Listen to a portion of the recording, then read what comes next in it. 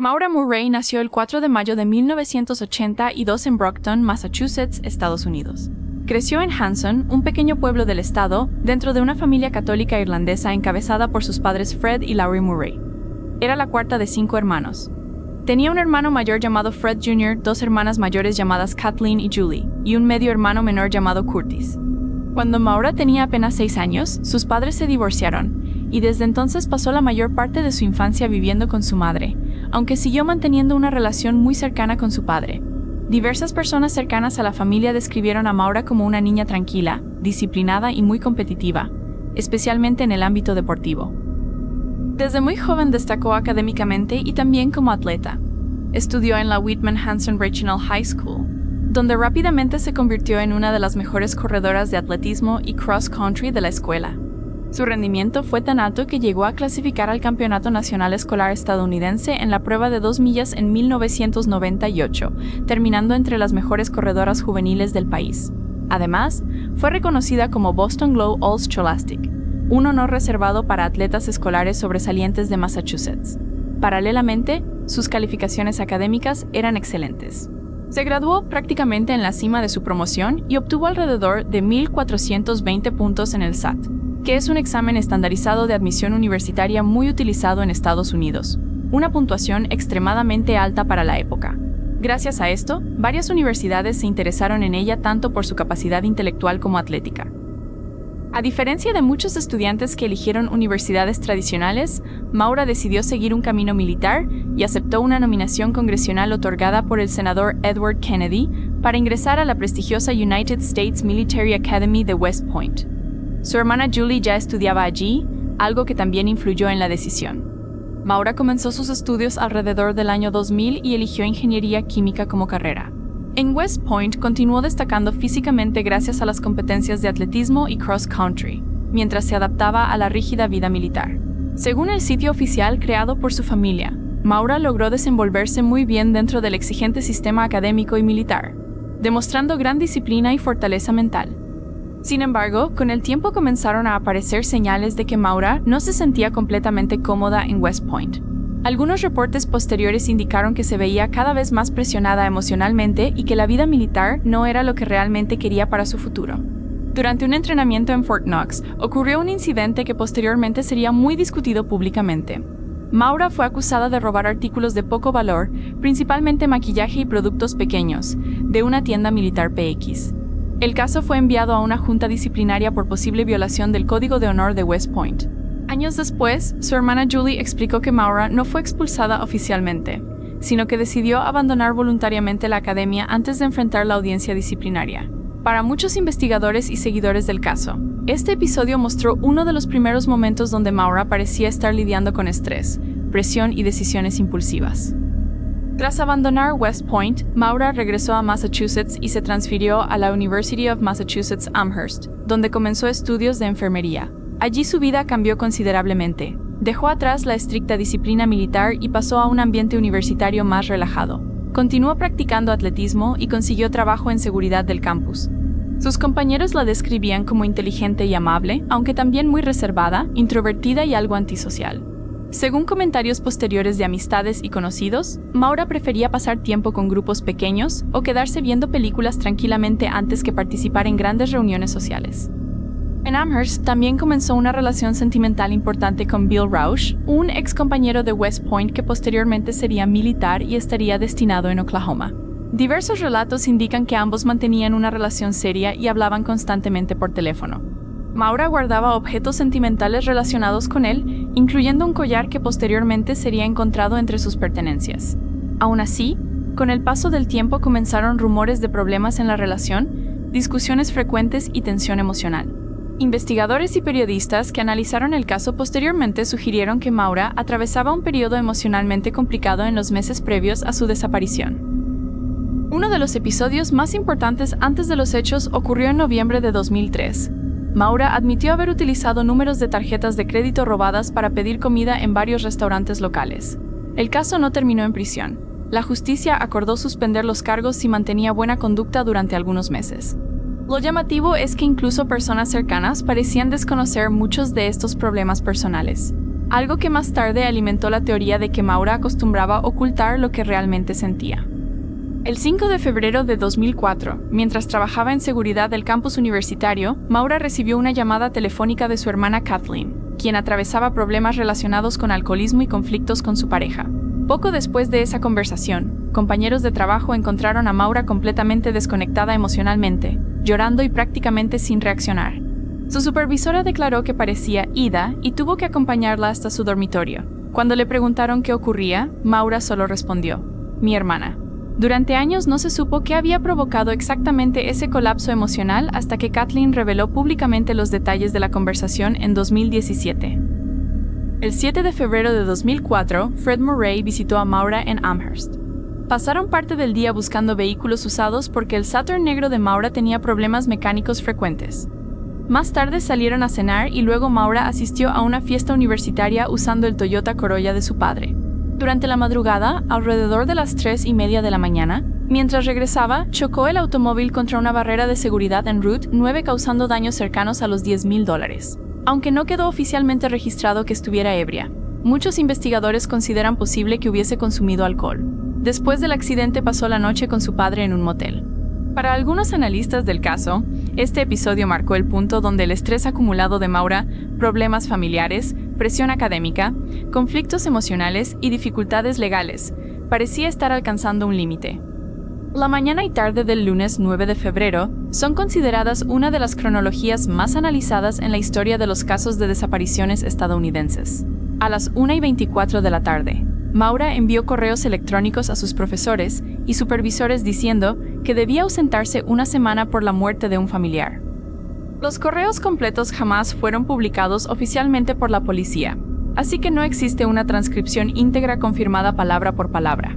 Lo que sí se conoce proviene de reportes policiales, artículos periodísticos, declaraciones de familiares y personas relacionadas con la investigación. Aún así, varias frases fueron citadas repetidamente por medios y personas cercanas al caso. El correo más famoso fue enviado el 9 de febrero de 2004 a las 1:24 de la tarde a profesores y supervisores de enfermería de Amherst. Según múltiples fuentes, Maura escribió que había ocurrido una muerte en la familia y que se ausentaría durante una semana. También indicó que se pondría en contacto cuando regresara. Otro detalle importante es que aparentemente no todos los correos tenían exactamente la misma redacción. Investigadores y personas que tuvieron acceso indirecto a la información afirman que Maura envió mensajes distintos a diferentes destinatarios. En el correo dirigido a la Facultad de Enfermería dijo sobre una muerte en la familia. En otro dirigido a supervisores del trabajo universitario o la Galería de Arte habría usado emergencia familiar. Además, el periódico estudiantil Massachusetts Daily Collegian publicó en febrero de 2004 un resumen del contenido del mensaje. Según el artículo, el email decía que Maura iba a regresar a casa durante la semana debido a una muerte familiar y que se pondría en contacto con todos cuando regresara. También se conoce otro mensaje enviado ese mismo día a su novio, Bill Rausch. Ese correo sí fue citado por varios medios y decía: "Te amo más, campeón. Recibí tus mensajes, pero honestamente no tenía ganas de hablar con casi nadie. Prometo llamarte hoy. Con amor, Maura". Jamás hubo ninguna muerte en la familia. La propia familia Murray confirmó eso desde el inicio. Por eso esos emails terminaron convirtiéndose en una de las piezas más inquietantes y debatidas de todo el caso. Poco después, Maura comenzó a organizar su habitación universitaria. Algunas pertenencias fueron guardadas en cajas, los adornos de las paredes estaban retirados y aparentemente estaba preparando equipaje. También buscó información sobre alojamientos en Vermont y New Hampshire, especialmente en Bartlett y Stowe, lugares que ella conocía y había visitado anteriormente con su familia. Ese mismo día, alrededor de las 3:15 de la tarde, cámaras de seguridad captaron a Maura retirando $280 de un cajero automático, prácticamente todo el dinero que tenía en su cuenta bancaria. Poco después entró sola a una tienda de licores y compró aproximadamente $40 en alcohol, vodka, Kahlúa, Baileys y vino Francia. Luego regresó brevemente al campus, recogió formularios relacionados con el accidente del auto de su padre y finalmente salió conduciendo en su Saturn negro modelo 1996. En el automóvil llevaba ropa, maquillaje, libros universitarios, medicamentos anticonceptivos y otros objetos personales. Lo extraño es que jamás informó a nadie hacia dónde iba exactamente. Ni sus amigos, ni su novio, ni su familia sabían cuál era realmente su destino. La última actividad confirmada de su teléfono celular ocurrió alrededor de las 4:30 y 7 de la tarde, cuando revisó su correo de voz. Después de eso, el teléfono nunca volvió a utilizarse. Se cree que Maura condujo hacia el norte por la Interestatal 91 rumbo a New Hampshire. Horas después, en una noche nevada, alrededor de las 7:27 de la noche, vecinos de Haverhill reportaron un accidente en Route 112, cerca de Woodsville. Una pareja de esposos llamados Faith y Timothy Westman llamaron a emergencias diciendo que un automóvil estaba fuera de la carretera cerca de su casa. Durante esa llamada describió haber visto a una persona moviéndose cerca del vehículo. Inicialmente mencionó que parecía haber un hombre fumando un cigarrillo dentro o alrededor del auto porque observó una pequeña luz roja brillante. Más tarde, muchos investigadores concluyeron que probablemente aquello no era un cigarrillo, sino el reflejo de un teléfono celular o de una luz interior del vehículo. Virginia Marot, otra residente de Haverhill, junto a su esposo John Marot, observaron parte de la escena del accidente desde su casa. Ambos vivían muy cerca del lugar del accidente en Route 112, actualmente llamada Wild Amonosuk Road. Otro testigo clave fue el conductor de autobús escolar Butch Atwood, quien pasó por el lugar y habló directamente con la joven conductora. Según Butch, ella parecía nerviosa y alterada, pero no gravemente herida. Él le ofreció llamar a la policía, pero Maura se negó y afirmó que ya había pedido ayuda mediante el servicio de carretera. El problema es que en esa zona prácticamente no había señal telefónica y nunca se encontró evidencia de que realmente hubiera realizado esa llamada. Butch regresó a su casa, ubicada a unos 100 metros del accidente, y llamó personalmente al 911 alrededor de las 7:42 de la noche. Durante el tiempo que la policía estaba por llegar, los Westman vieron movimiento alrededor del auto de Maura durante varios minutos, pero no observaron claramente a Maura alejándose hacia el bosque ni vieron a otra persona acercarse al automóvil en ese momento. Esto es importante porque alimenta el misterio sobre cómo desapareció tan rápidamente antes de que llegara la policía. Apenas 4 minutos después, aproximadamente a las 7:46 de la noche, llegó Cecil Smith, el primer oficial en llegar al lugar. Lo desconcertante fue que Maura ya no estaba allí. Su Saturn estaba abandonado, dañado y cerrado. Los airbags se habían activado, el parabrisas estaba roto y el radiador destruido. Dentro y alrededor del vehículo había manchas de vino tinto, una botella de cerveza vacía y una caja dañada de Francia. También encontraron mapas impresos de Vermont, guantes, maquillaje, CDs, joyas, un libro sobre montañismo y su peluche favorito. Sin embargo, faltaban objetos esenciales, su teléfono celular, tarjetas bancarias y su licencia de conducir. Inicialmente la policía pensó que probablemente Maura simplemente había huido del lugar para evitar problemas legales por conducir bajo efectos del alcohol. Esa hipótesis parecía lógica porque dentro del automóvil había alcohol derramado y ella ya había tenido un accidente 2 días antes con el vehículo de su padre. Sin embargo, conforme pasaron las horas y Maura no apareció, la situación empezó a verse mucho más seria. Durante la madrugada y los días siguientes se desplegaron búsquedas con perros rastreadores, helicópteros, agentes estatales y voluntarios revisando bosques, carreteras y ríos cercanos. La policía utilizó una prenda de Maura, unos guantes, para que los perros siguieran su olor. El rastro avanzó por la carretera aproximadamente 100 metros hacia el este y luego desapareció completamente en medio del camino. Esto fue considerado extremadamente extraño porque normalmente el olor continuaría hacia el bosque o alguna dirección específica. Debido a eso, muchos investigadores concluyeron que probablemente Maura subió a otro vehículo después del accidente. Sin embargo, años después algunos expertos criticaron la fiabilidad de esa búsqueda porque los guantes usados aparentemente eran nuevos y podían no contener suficiente olor humano. La policía también comenzó a investigar el comportamiento de Maura antes de desaparecer.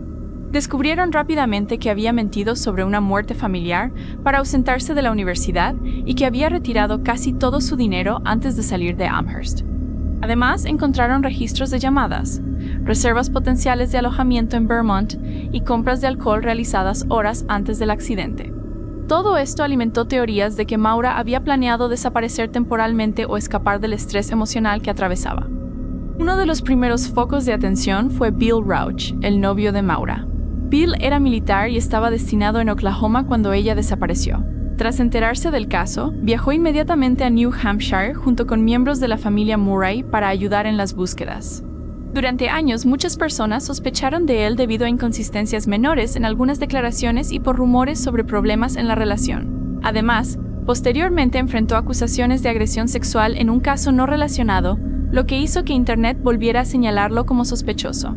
Sin embargo, nunca se encontraron pruebas que lo vincularan directamente con la desaparición de Maura, y las autoridades nunca lo nombraron oficialmente como sospechoso principal. Otro nombre muy discutido fue Butch Atwood, el conductor del autobús escolar que habló con Maura pocos minutos después del accidente. Butch declaró que Maura parecía nerviosa pero consciente, y que rechazó su ayuda cuando él le ofreció llamar a la policía. Algunas personas encontraron inconsistencias menores entre sus distintas entrevistas y comenzaron a sospechar de él debido a que fue una de las últimas personas conocidas que la vio viva. Sin embargo, Butch cooperó extensamente con la policía, permitió registros en su propiedad y jamás apareció evidencia física que lo implicara. Muchos investigadores consideran que fue simplemente un testigo desafortunado atrapado en uno de los casos más famosos del país. Otro sospechoso fue 112 Dirtbag, el nombre de usuario de una cuenta de YouTube y foros de Internet que apareció varios años después de la desaparición de Maura, y que terminó convirtiéndose en uno de los elementos más perturbadores y polémicos alrededor del caso. La conexión principal es bastante directa. 112 hace referencia a la Route 112 de New Hampshire, la carretera donde Maura desapareció, mientras que Dirtbag aparentemente hacía alusión a una palabra utilizada por Fred para referirse a la persona o personas que él creía responsables de la desaparición de su hija. El usuario comenzó a llamar la atención alrededor de 2011 y 2012, cuando publicó varios videos extraños y crípticos en YouTube relacionados indirectamente con el caso. El más famoso apareció el 9 de febrero de 2012, exactamente en el 8º aniversario de la desaparición. En el video se veía a un hombre riéndose de manera inquietante frente a la cámara durante aproximadamente 1 minuto, terminando con el mensaje.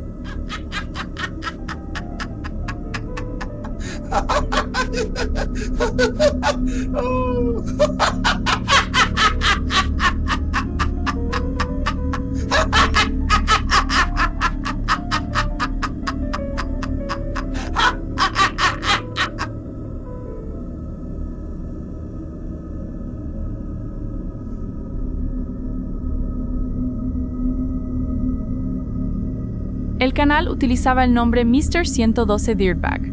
Debido a la fecha de publicación y al nombre del usuario, muchísimas personas comenzaron a pensar que podía tratarse del asesino de Maura o de alguien con conocimiento directo del crimen.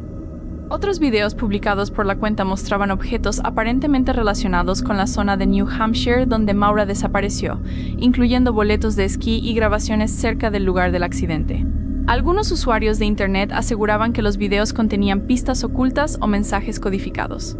Comunidades enteras en Reddit, Topics y foros de True Crime comenzaron a analizar cada segundo de las grabaciones intentando identificar rostros, voces, ubicaciones y objetos. Sin embargo, con el paso del tiempo comenzó a surgir información mucho más concreta sobre quién estaba detrás del perfil. Diversas investigaciones online y posteriores revisiones policiales apuntaron a un hombre llamado Alden Olson. Según múltiples reportes y análisis posteriores, Alden habría sido interrogado por la policía y finalmente descartado como sospechoso real en la desaparición de Maura. Incluso algunas fuentes señalan que él mismo afirmó que sus videos eran una forma de crear conciencia sobre el caso, aunque muchísimas personas consideraron esa explicación enfermiza y cruel debido al tono perturbador de las publicaciones.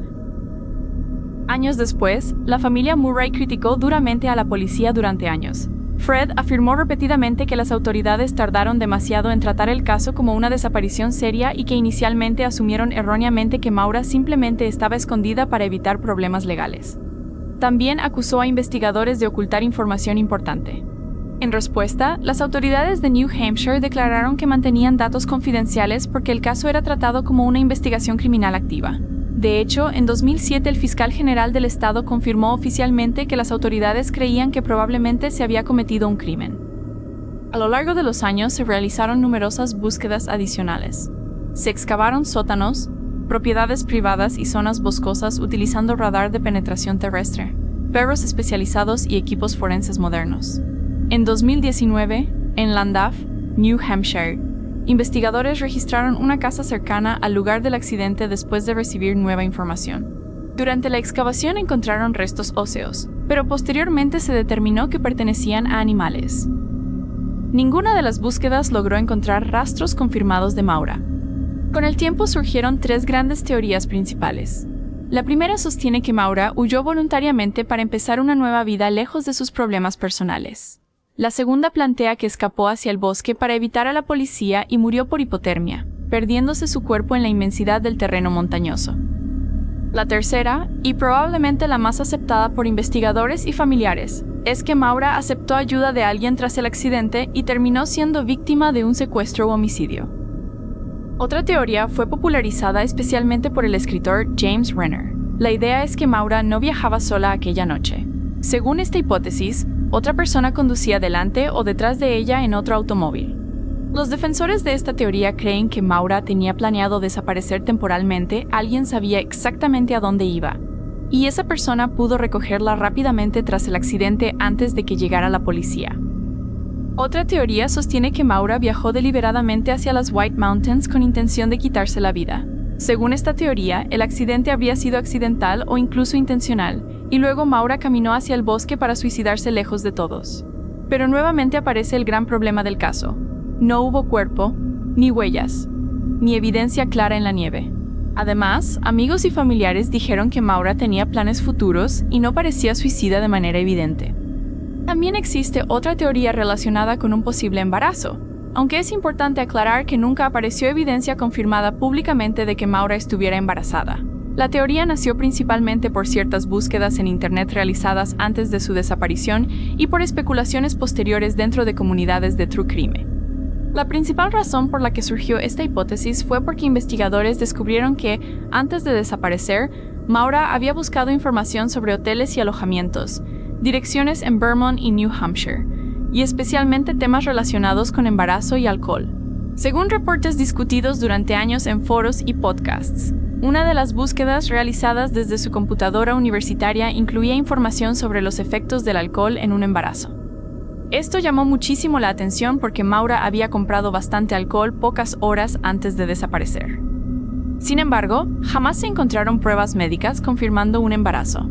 La policía nunca anunció resultados de pruebas clínicas y la familia Murray tampoco respaldó públicamente esa teoría.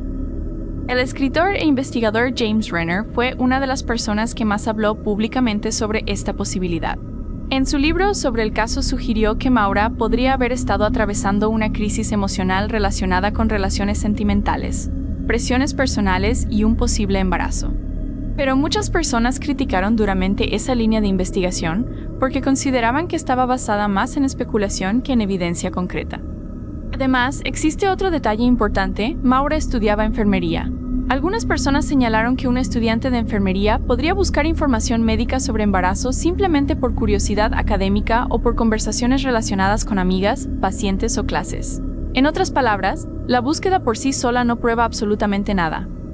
En Internet también apareció una teoría mucho más extrema que sostiene que toda la escena del accidente fue montada y que Maura ya había desaparecido antes de llegar a Route 112. Algunas versiones absurdas de esa hipótesis intentan involucrar a Fred o incluso a policías locales en un supuesto encubrimiento. Pero incluso dentro de comunidades dedicadas al caso, esa teoría suele considerarse altamente especulativa y sin pruebas reales. Con el paso del tiempo, hasta el día de hoy ninguna de todas estas teorías ha podido demostrarse completamente. En cuanto a la familia Murray, participaron directamente en las búsquedas organizadas alrededor del lugar del accidente. Fred, Julie, Kathleen y otros familiares recorrieron bosques, carreteras, zanjas y ríos junto a voluntarios, policías y equipos de rescate. Pegaron carteles con la fotografía de Maura por todo New Hampshire y Vermont, repartieron volantes y comenzaron a hablar constantemente con medios de comunicación para mantener vivo el caso. Fred declaró posteriormente que prácticamente abandonó su vida normal y pasó años enteros viajando repetidamente al área donde desapareció su hija. Según varias entrevistas, incluso dormía dentro de su automóvil durante algunos periodos para permanecer cerca de la investigación. La familia también comenzó una batalla legal para obtener acceso a los archivos policiales. En 2006, Fred demandó oficialmente al estado de New Hampshire intentando obligar a las autoridades a entregar documentos relacionados con la investigación. Él quería acceder a fotografías, informes policiales, grabaciones y otros materiales que consideraba importantes para entender qué ocurrió realmente. Sin embargo, la Corte Suprema de New Hampshire finalmente falló a favor del Estado, argumentando que revelar la información podría perjudicar una investigación criminal activa. Este fallo fue muy importante porque indirectamente reforzó la idea de que las autoridades sí consideraban probable la participación de terceros o un crimen. Fred se transformó prácticamente en el rostro público del caso. Durante años dio entrevistas constantes a periódicos, programas de televisión, documentales y podcasts. También organizó búsquedas privadas con voluntarios y expertos independientes. Uno de sus objetivos era evitar que el caso desapareciera de la atención mediática. Repetía constantemente una frase que se volvió famosa entre seguidores del caso: "No voy a dejar de buscar hasta encontrarla". Muchas personas que participaron en búsquedas describieron a Fred como alguien obsesionado con revisar cada detalle posible, incluyendo caminos secundarios, pozos abandonados y propiedades privadas cercanas al lugar del accidente. La hermana de Maura, Julie, también desempeñó un papel enorme. Julie había sido muy cercana a Maura desde la infancia y durante mucho tiempo evitó exponerse demasiado públicamente porque todavía servía en el ejército. Sin embargo, con los años terminó convirtiéndose en una de las principales voces del caso. Con el tiempo aparecieron supuestos testigos, confesiones inventadas, avistamientos imposibles y teorías extravagantes que aseguraban que Maura seguía viva en Canadá, que había escapado para comenzar otra vida o incluso que había sido asesinada por personas específicas sin ninguna prueba real. Julie declaró varias veces que Internet convirtió el caso en una especie de rompecabezas colectivo donde muchas personas olvidaban que Maura era una persona real, no solamente un misterio criminal. Hoy, más de 20 años después de la desaparición, la familia Murray sigue buscando respuestas. Fred Murray continúa dando entrevistas y participando en eventos relacionados con personas desaparecidas, mientras Julie mantiene activa la presencia online del caso y colabora en nuevas investigaciones mediáticas. A pesar del paso del tiempo, la familia nunca aceptó oficialmente la teoría de que Maura simplemente murió perdida en el bosque. Para ellos, alguien sabe exactamente qué ocurrió después de aquel accidente en Route 112, y todavía esperan que algún día esa persona hable. Antes de terminar con el video, aquí les dejo datos extras sobre este caso.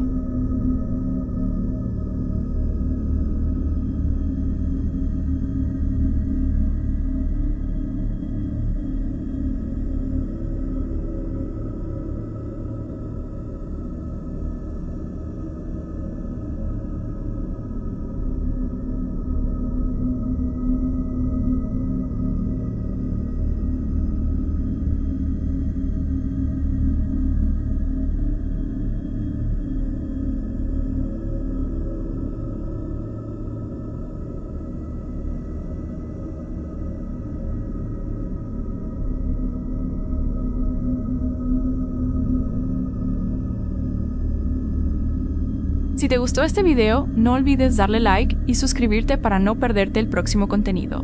Gracias por su tiempo y atención. Que tengan un buen día.